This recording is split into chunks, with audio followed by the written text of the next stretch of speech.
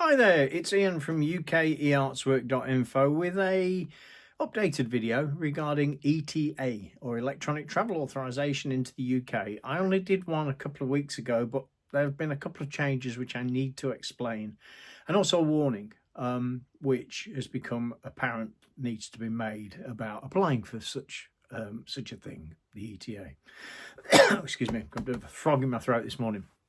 Okay, first of all, ETA, Electronic Travel Authorisation, basically it's a pre-authorisation to come into the UK, a little bit like the American ESTA.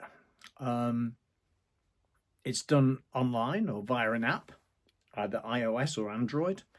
Below you will see links to the official UK government website relating to this, and that's where the warning comes in. I have found, having had feedback from several people, not relating to the video, but generally, that there are quite, as usual, a load of scam sites out there trying to get you to pay vast amounts of money you don't need to pay when applying for the ETA. It's £16 now. It was £10, but it went up a couple of weeks ago, and it lasts for 2 years.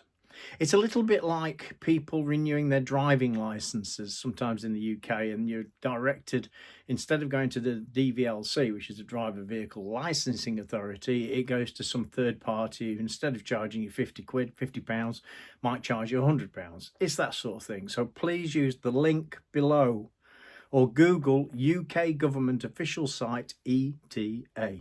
Okay, so back to what I was saying. If you're a UK citizen, right to live, right to work, UK passport, you don't need one. If you have a visa coming into the UK, you don't need one. If you're coming into the UK as a non-visa national, as a creative, for example, this is important because most of what I do, as you can probably tell, is related to creatives, then you might come in on something called a Certificate of Sponsorship concession to work. You still need an ETA. If you come in as a standard visitor and are trying to use a different concession, you still need an ETA. The only time you do not need an ETA is if you have a visa, or you have a UK passport, or you have the right to live and work in the UK, and you'll have a documentation to prove that. Cool. So what else is there to say about this? Well, I was going to split this into 2 videos, but I'll do it in this one because it's relatively quick and easy. Before ETAs came in, you could, as a non-visa national, just walk through the gates. That's fine, no problem. And you still can. But your ETA would give the authorities, border force at the border, knowledge about whether you were allowed to do that.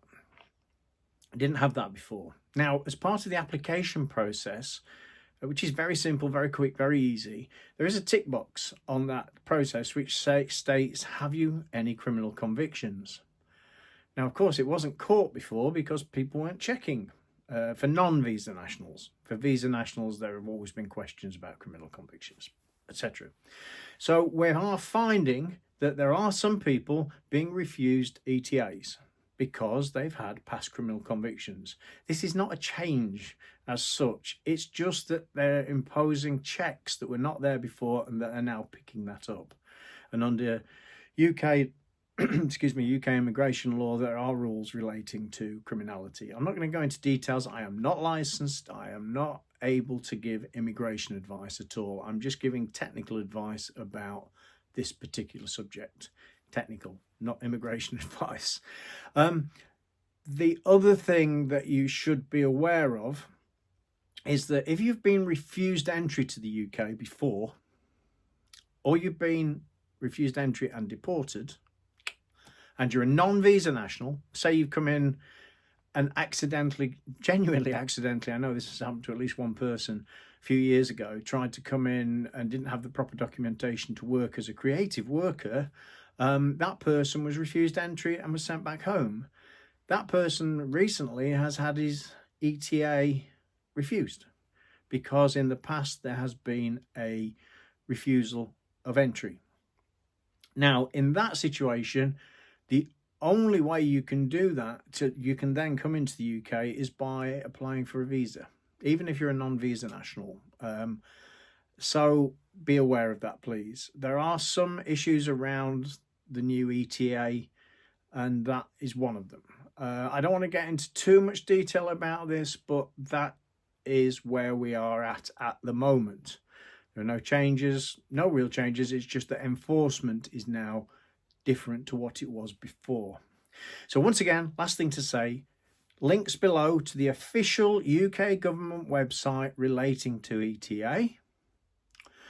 And if you have any problems, etc., with an ETA, similar to the ones that I've described, then please get advice from a licensed immigration advisor, lawyer, etc.